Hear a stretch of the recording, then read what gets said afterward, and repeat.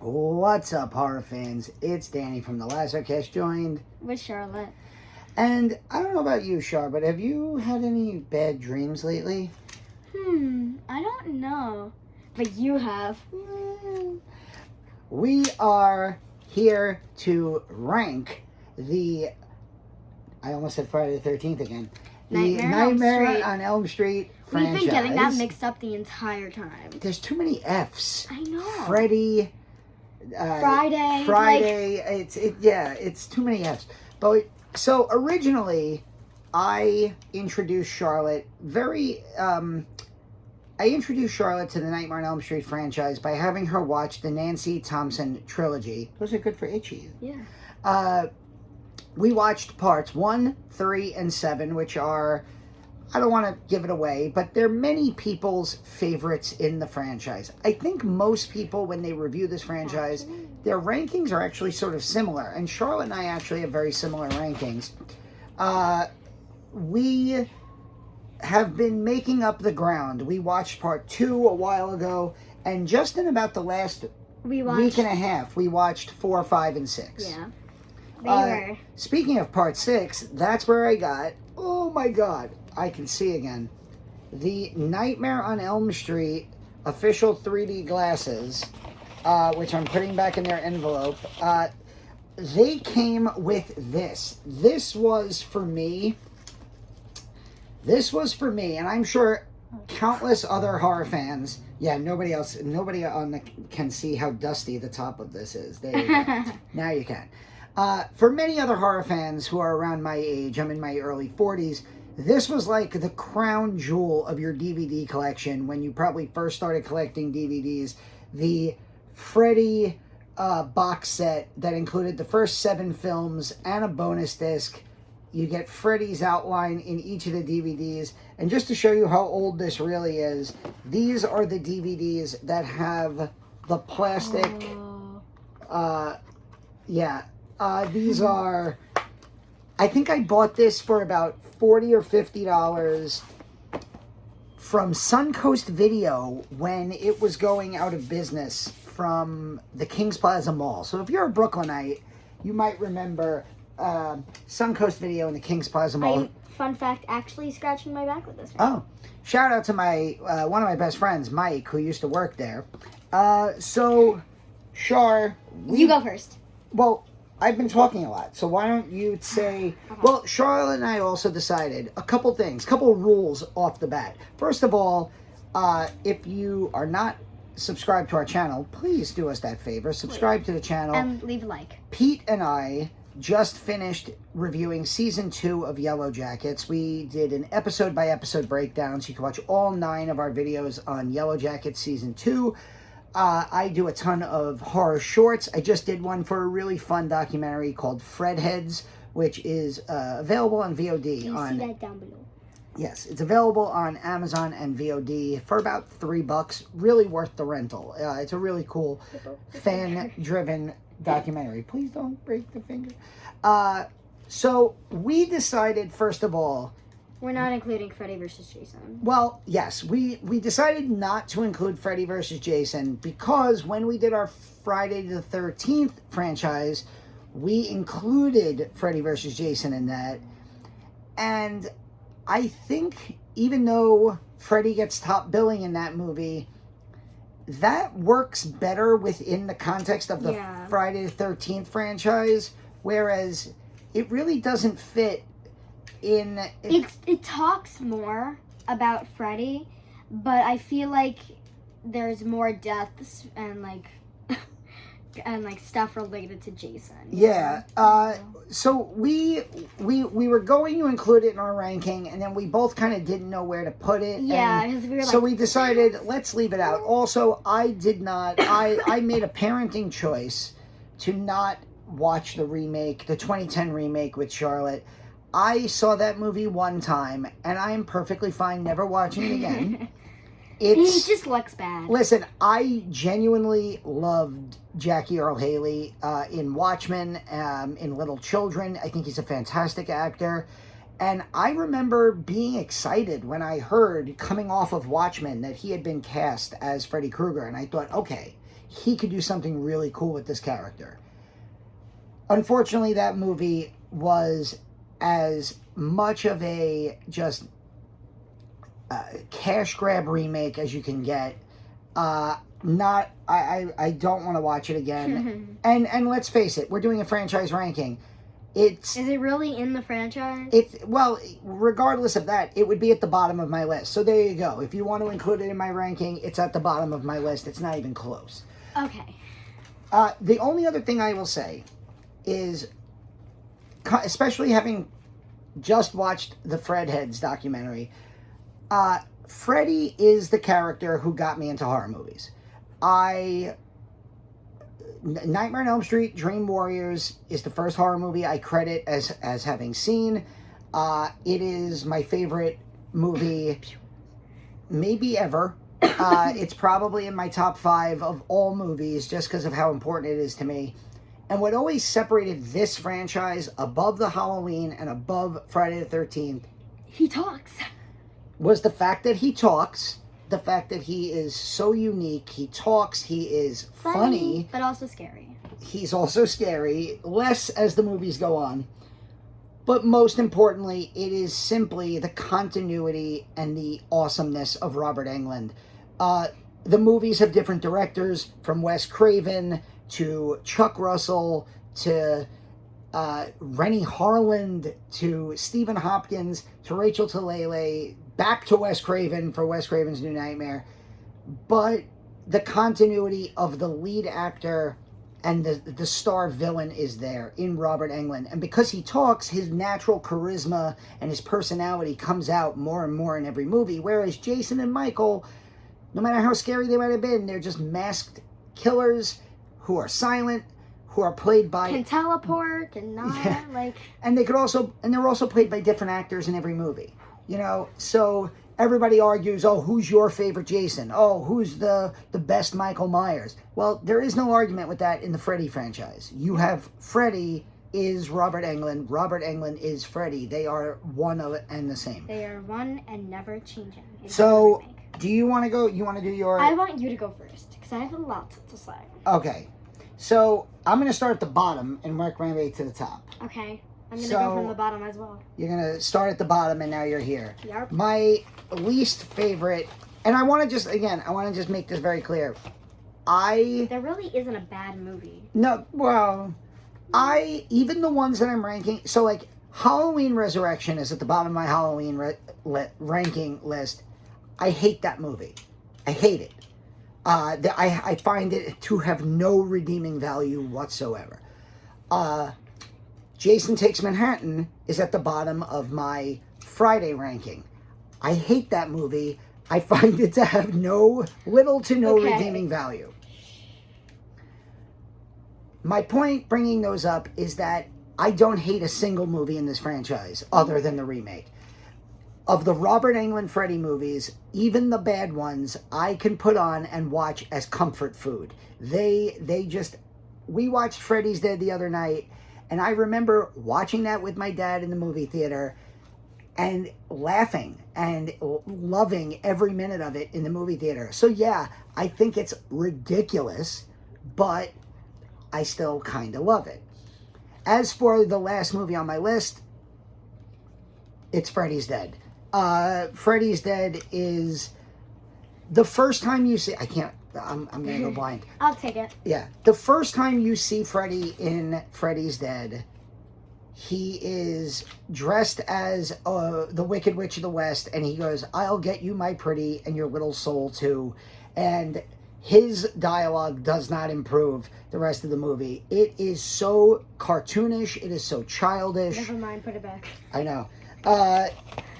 Again, it's the kind of movie I could watch and enjoy as just like comfort food. It's 90 minutes. It doesn't overstay its welcome, but it's so weird and it's so. What did you want to say? What did you want to say about his makeup in that movie? It was too flesh colored, like this, with a tiny bit of darker pink. But like in the rest of his movies, it's not like bright red, but it's like it's like it has like a hint of like a nice dark, like bloody cut, like dried blood, burnt flesh, like dark pink. But in this movie, he just has like a really pink face. Yeah. And his eyes were whiter.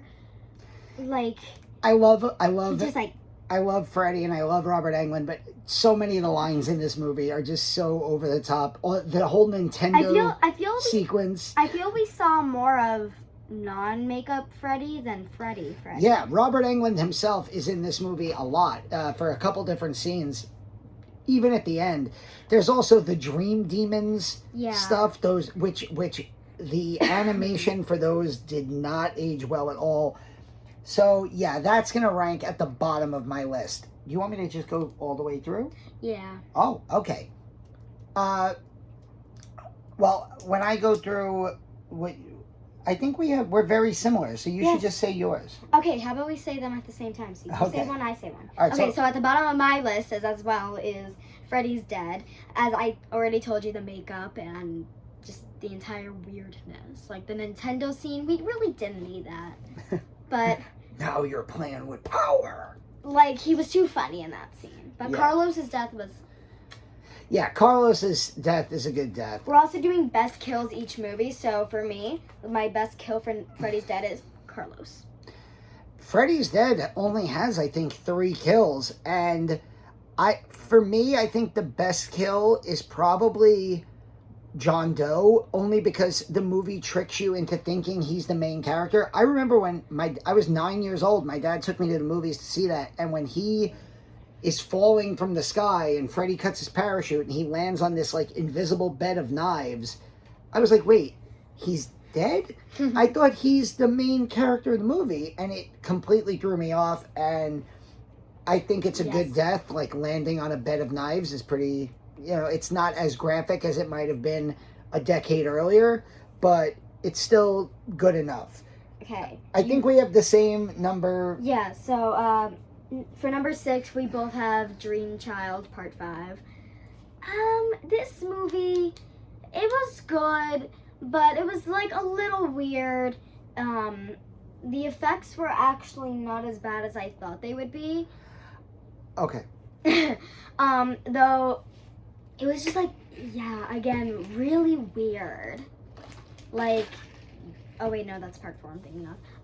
Like, the deaths, the deaths were really good. I had a hard time choosing between the deaths. I chose Dan on the motorcycle. That was really good. Yeah, that messed me up when I was a kid. I'm never gonna ride a motorcycle. Yeah, ever. I'm 41. I've never been on a motorcycle in my life, and that definitely contributed to it. So, I know you said we had the same one, but then I thought about it, and I'm gonna do something that you people in the comments, you can tell me how wrong I am. Don't you dare. I am going to make my number 6 counting up. So my second to last one, I'm gonna make part 4. Part 4 to me, and Dream Child Part 5 is going to be my number 5. So to me, this little trilogy, 4, 5, and 6 in the middle, it really, this is the 3 movies that take Freddy from, for me, a total horror icon to too much comedy. I think that after Dream Warriors with the Dawkins song, I think he became too popular, and I think he got a little watered down and too comedic for his own good. Part 4 to me, and we just watched parts 4 and 5 and 6 back to back to back. You disobeyed me. My problem, Part 5 has a lot of stuff that I like in it. Wait, so you like Part 5 better than 4 or 4? Yes, I like 5 better than 4. At this time, having rewatched, here's my thing. I'll make it very simple. Dream Warriors, I already stated at the beginning how I feel about Dream Warriors. Part 4, to me, commits the Alien 3 sin of you really like these characters from the movie that you just watched. Well, here's the sequel, and we're going to kill them all off in the first 15 minutes. I do hate that. So, Kincaid, Joey, and Kristen, the survivors of Dream Warriors, are killed off in Part 4. But they also do that in Part 5. But there's only... No, they only do it... I mean, they only do it to Dan. Dan's the only survivor. True, but like, who doesn't like Dan?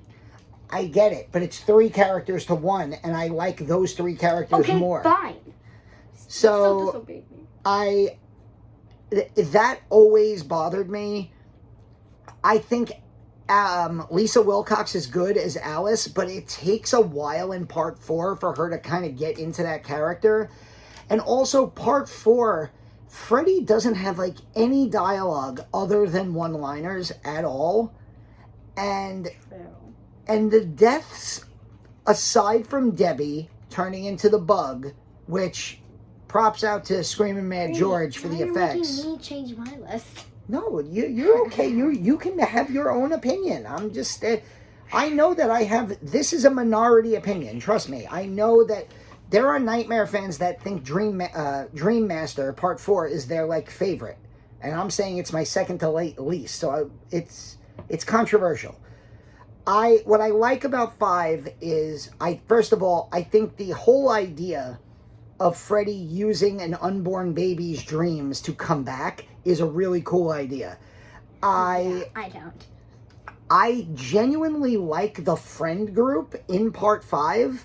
Greta, Dan, I only like Dan and Mark. Mark and and Greta too, but the girl who swam, she was kind of jerky until the end. I liked her. She just didn't believe. I also like her because she's in People Under the Stairs. But yeah, I liked her. She didn't believe them. But then as soon as the only thing that part 5 I didn't like about part 5 is this whole weird Amanda Kruger subplot with trying to find her body, and it was a little too. It felt like for both 4 and 5 they didn't really have finished scripts going in. That's what I kind of take. But so yeah, I'm 6, 4, 5, and you are 6, 5, 4. Mm-hmm. Okay. So which was your favorite death in Dream Master? Dream Master is 4. Yes. Debbie. Yeah. Because it's really the only really cool kill. Mm-hmm. Okay, now we're going on to 3. And No, our 4th favorite. This is the middle. This is the dead middle. Okay, and I think we have the same one again. Yeah, Dream. Part. What? Oh, you're right. We're counting up. Oh, yes. But even if we were counting down, this is the middle. Yes. And this is Freddy's Revenge. Nightmare on Elm Street Part 2 from 1985, also known as the gayest horror movie ever made. I have to watch, by the way, with you on Shudder is Mark Patton, the main character, Jesse from Part 2. Hey, he did a documentary called Scream Queen about that movie, and so he's very openly gay, and basically they said that a lot of that movie makes him out to be like the final girl in it. And no matter what people think about part 2, the one thing that I will say is, and this is why it doesn't rank lower for me, this is probably the most balls out scary Freddy Krueger that we've ever gotten. Mm-hmm. There is no humor at all in this movie. There's I think he had like one liner at least once, but he was just dead on scary. Like I actually went to sleep and I was like, oh jeez. I think the makeup, especially at the end, looks apart from really dark. It looks dark and flat and like bloody.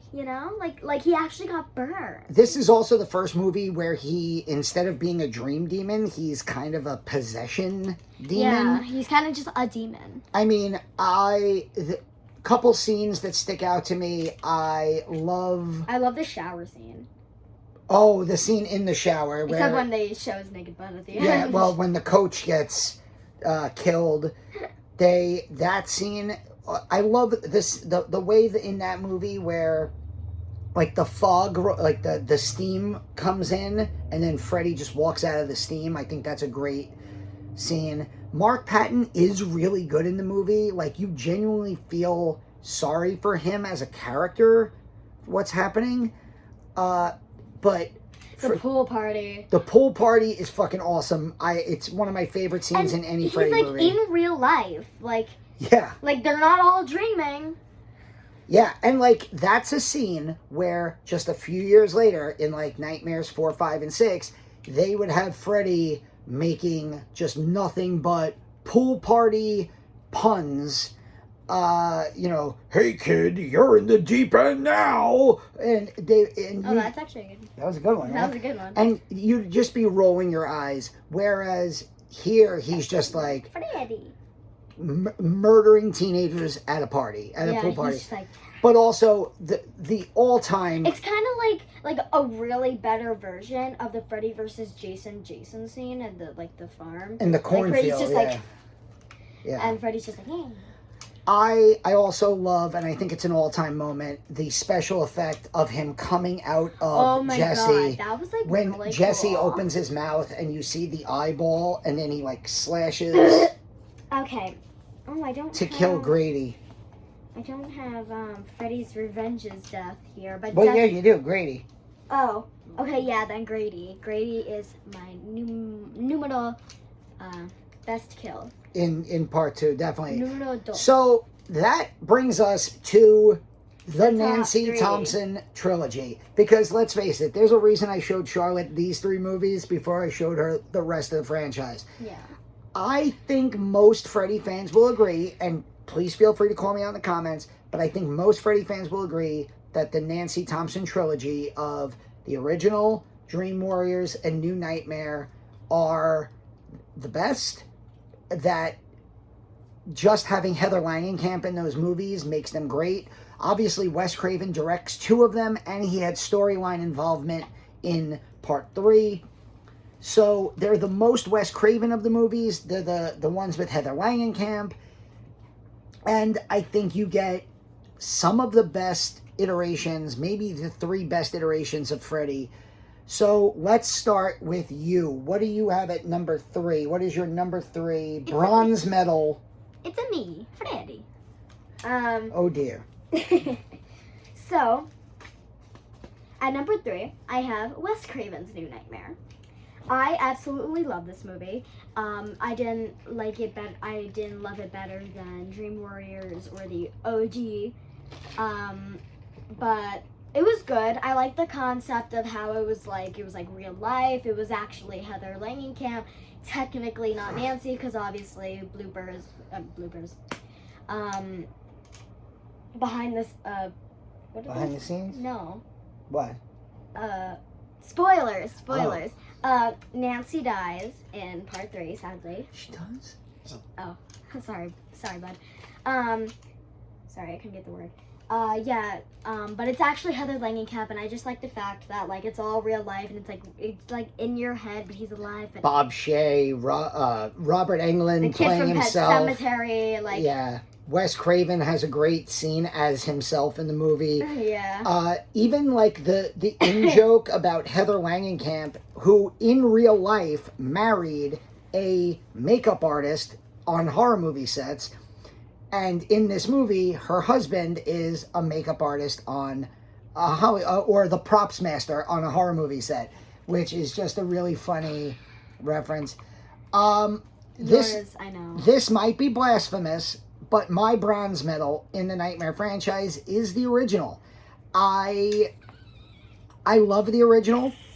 I love the characters in the original. Nancy, of course. To me, Nancy is the far and away greatest final girl of all time. I know people like to give Laurie Strode and even Sidney Prescott some love there. Sidney Prescott's my favorite, except but Heather. Yeah, Heather Langenkamp's her role as Nancy, the idea that she, she's not this running from the bad guy, only fighting when she has to. Like Laurie Strode basically is just hiding and crying from Michael, and she lunges out with weapons as total self-defense. Nancy takes the fight to Freddy in this movie. She did an entire Home Alone scene. Yeah.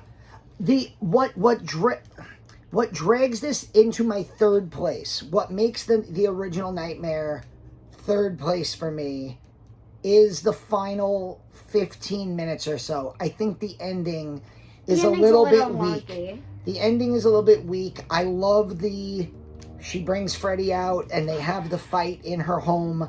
I think that's a great scene. But everything from Freddy killing her mother and the skeleton being lowered into the bed and then her turning her back on Freddy, it just feels weird.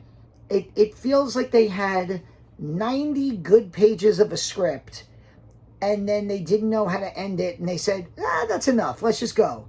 And of course everybody knows the final jump scare at the end and the special effect involved with like the blow-up doll being sucked through the window. As fake as it looks, it's from the 1980s. I love my top two, maybe my top two kills in the franchise. Actually, that's not true. But two of my top kills, like in horror movie history, are Tina being dragged up the wall. The very first kill Freddy notches is maybe the best ever. And of course, Glenn, Johnny Depp being dragged into the bed and squeezed to his death. Fun fact, I didn't even know that Johnny Depp was in the movies. We're watching Freddy's Dead yesterday. I'm like... And she's like, oh my God, look, Johnny Depp did a cameo. I said, yeah, well, he was in the first movie. I was like, what? And my reaction to her reaction was, what?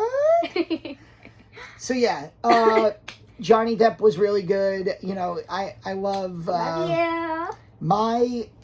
Okay, one day, really hot now. Yeah, one day I'm going to fulfill my I keep saying I want to write a book on actors who got their start, like really famous actors who got their start in horror movies.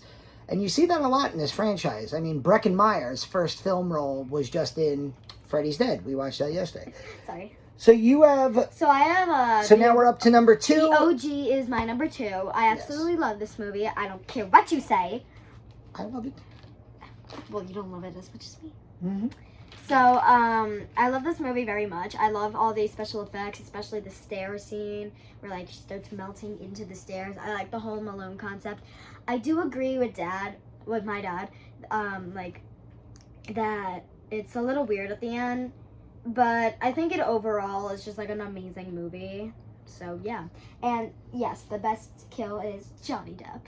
I didn't get his acting career done yet. Yeah. I love Wes Craven's New Nightmare so much. That's his number 2. Nobody gives this movie any credit, whereas 2 years later, Wes Craven would make Scream, and everybody suddenly gives Wes Craven all the credit for inventing meta horror movies. And I'm like, bro, 2 years ago he did New Nightmare. And New Nightmare is as meta a movie as you could possibly get. You have Heather Langenkamp playing Heather Langenkamp. You have all of these, everybody from Bob Shea to Wes Craven to Robert Englund, John Saxon. They're all playing themselves. It is a fantastic... And this is where I love it so much. I saw this in the movie theater when I was 12. After parts 4, 5, and 6... we finally got scary Freddy again. Like, and I know that there are people out there that are going to go, well, technically, this is not Freddy Krueger. This is the demon. You're not funny. Like, no one likes you. I get that, but the makeup in this movie is different. He looks darker and more evil. He's not funny. It's not even like part 2. Like, yeah. It's not even the same makeup. He has no one-liner. It's just scary. I know that some people don't like the final, like in the dream world kind of. Who cares? I love that. I love that, like in the demon's lair, with the whole, what's Hansel and Gretel story. I think this is just such a good movie, and I don't know if you wrote it down, but the kill, I mean, the babysitter in the hospital. No, I didn't write that down. I forgot that. I forgot to put that. That's awesome. Have you ever played Skin the Cat? Yeah. Oh, I love that cat. I know. What? It wasn't a cat. Oh. But yeah, absolutely great movie. The hospital scene. where he just like sneaks up behind her and he's just like, oh, that was a little too close. Also, trench coat Freddy. I mean, the doorway scene. Yeah, I just love everything about the movie. Well, he died by fire again. Wait, if Freddy's died by fire. Don't bring up Freddy versus Jason. Please don't bring up Freddy versus Jason. Okay, just for the sake of you.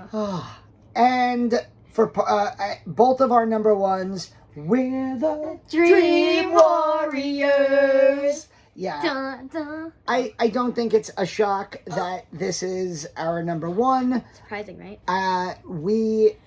This movie means more to me than any horror movie else. That's it. I was a 7-year-old kid. I was living in my old house a few blocks away, and I watched this on WPIX Channel 11, I think because Part 5 was coming out, so they were playing Parts 3 and 4, or they were having like a nightmare. Oh, that's cool. I didn't even have cable, so all the people who like got to watch the nightmare movies on like Joe Bob and Monster Vision growing up. Joe Bob a thing? Yeah, he was. He had a show on TNT called Monster Vision. I didn't have cable growing up. So I saw this on regular TV, and I remember going to school the next day and telling everybody about, oh my God, at the end, the girl, she makes him stab himself with his own claws. And I love this movie so much. It has my favorite scene ever in any horror movie, which is, of course, Welcome to Prime Time, bitch. It has the greatest death in the entire world. Oh, which is your favorite death? Oh, yeah. Philip, when he, like, is, like, walking and he just, like, falls. Freddy, like, uses his veins as puppet strings. I would if that wasn't, like, if I was weird or something. If it wasn't going to be that, I was going to be the TV scene. But, welcome to Prime Time. Yeah. Welcome to Prime Time, bitch. You're punished.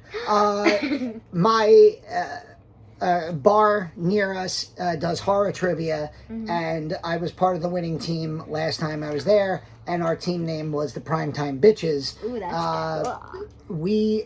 This movie is just, it's everything to me. It's you have the greatest group of kids, the Dream Warriors, Kincaid, Taryn, the mute kid. Joey. Oh, okay. You have the Wizard Master. You have all Philip. The girl. Yeah, the rock Jennifer. Girl. All the girls. All the kids. They have their own unique personalities. And then Nancy comes back. Kristen, of course, played by a very young Patricia Arquette. Lawrence Fishburne is there. Sadly, you get John Saxon back for the awesome stop motion Freddy skeleton sequence in the car graveyard. I'm bad. I just love every part of this movie. And yeah, that's it. I kind of like the ending scene where it's like all the mirrors. Oh yeah, that was. And then Nancy dies. Yeah, I sometimes forget Nancy dies, and I'm like, Nancy's dead. Well, Nancy dies, but Heather is still alive. Heather, yes. Yeah. So that is it for our Nightmare on Elm Street franchise ranking. This actually helps to kind of set up the Lasser cast because as we roll into June, Pete and I are going to. Why are you acting like this bed is a boat? Because I have something in mind. Oh, Pete and I are going to be doing. We're going to be digging back into the career of Wes Craven and watching some of his earlier horror films or horror films that don't get enough talking about. So you could look forward to reviews of People Under the Stairs, Shocker, and no, everybody talks about Scream. Everybody talks about the Nightmare movies. That's the point.